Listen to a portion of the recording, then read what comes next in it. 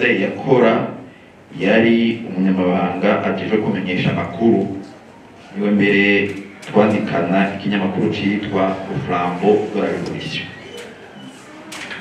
Ica kabiri nigene nguko honorable Leonce Ndakuza bivuze, Ndadaye yabona kure hakiri kare,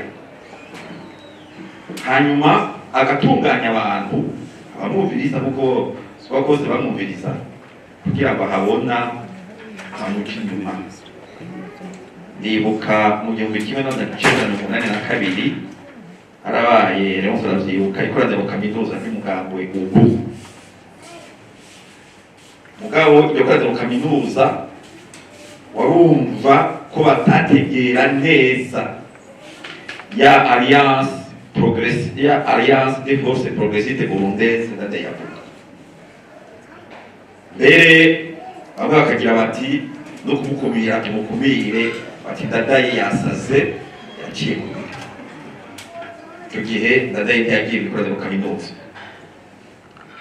mugabo twarapamye tubigenza aramenya ibyavuyemo, kuko yagira ati jewe sinshobora kugira gukora mu kaminuza gusa kuvuga ibintu abantu badategera. Ico ca kabiri nrakongera ko ica gatatu mu bintu bindi Ndadaye yakoze kandi vyahinduye kino gihugu, niwe yugururiye ubwa mbere abakenyezi mu gisirikare.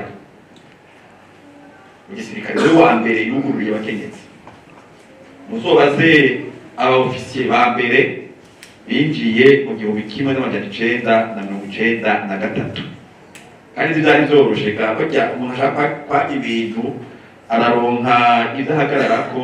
Hariho abagira ngo ntashobora kuronka bazokwitunganiriza n'ibiki.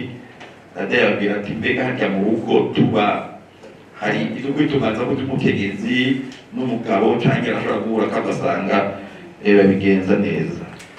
Icanyuma Ndadaye koko yarasangira ijambo n'abantu.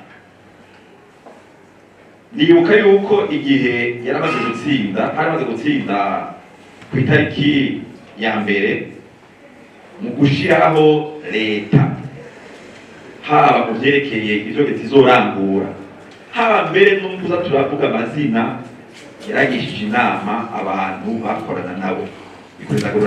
Abo bose babwire muti none uyu munsi inyuma y'imyaka 30 hari icyo twokura kwa Ndadaye kugira dukore Uburundi buhangane n'ibi bibazo burimo, aho zoteye intambwe ikomeye.